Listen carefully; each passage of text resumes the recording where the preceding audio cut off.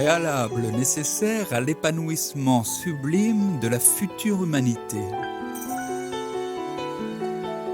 Ou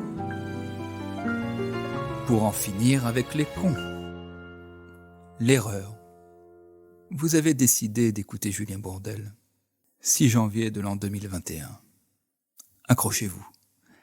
Vous, les premiers auditeurs de 2020-2021, ne négligez pas votre rôle. Il est essentiel. Que chacun le mesure bien.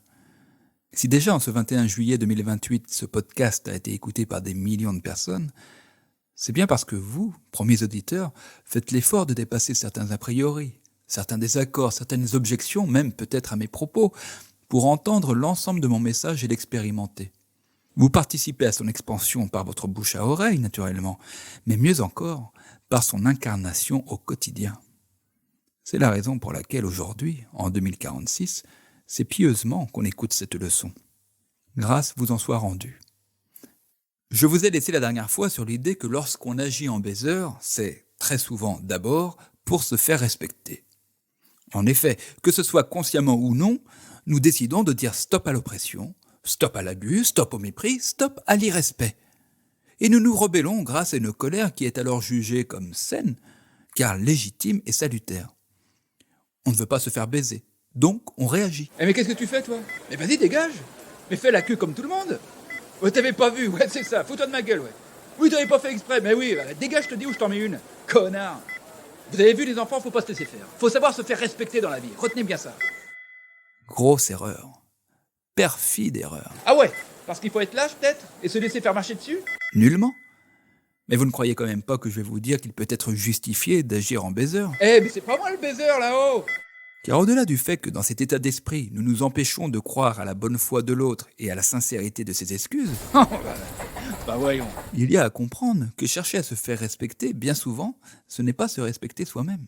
Quand au quotidien, nous cherchons à nous faire respecter, c'est que nous sommes encore inscrits dans un rapport de force où, à défaut de gagner notre place, il nous faut tout faire pour garder celle qu'on a. Bah évidemment, moi je respecte pas un mec qui me respecte pas. Je veux bien être gentil, mais je me laisserai pas baiser.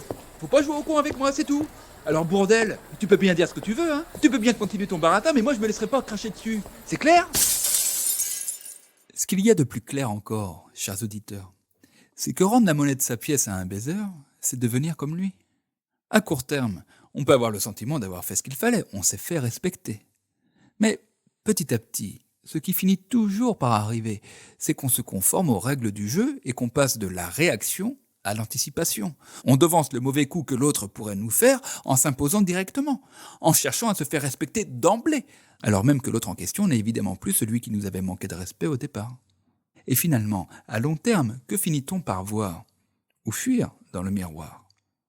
Un baiser, comme les autres. Implacablement. En voulant rendre l'appareil aux connards qui nous entourent, c'est malheureusement sur nos propres valeurs que nous crachons. Chercher à se faire respecter est alors se nier. Ce n'est pas se respecter. Et alors? Mais vas-y, qu'est-ce que j'en ai à foutre, moi, de me respecter, moi? Du moment que les autres me respectent et me font pas chier. Nous sommes une écrasante majorité à rêver de voir le respect, l'honnêteté, la solidarité, la bienveillance et toutes les valeurs positives qui vous viennent à l'esprit régir le monde. Nous sommes extrêmement nombreux à être animés de ces valeurs. Eh bien, nous ne leur tournons pas le dos sans conséquence. Sortir de ce rapport de force et être fidèle à ces valeurs en les incarnant au quotidien, c'est nourrir d'abord notre authenticité et œuvrer ensuite à l'épanouissement d'une autre humanité. Donc, de notre leçon du jour, il nous faut 1. Se rappeler que dans la vie, il y a 2 catégories de personnes. Les baiseurs, les baisés, et les autres. 2. Entendre que chercher à se faire respecter n'est pas toujours se respecter soi-même. La suite, la prochaine fois, si la vie suit bien mon cours courageusement. Vous avez écouté Préalable nécessaire à l'épanouissement sublime de la future humanité ou pour en finir avec les cons. Un podcast produit par Foxy Story.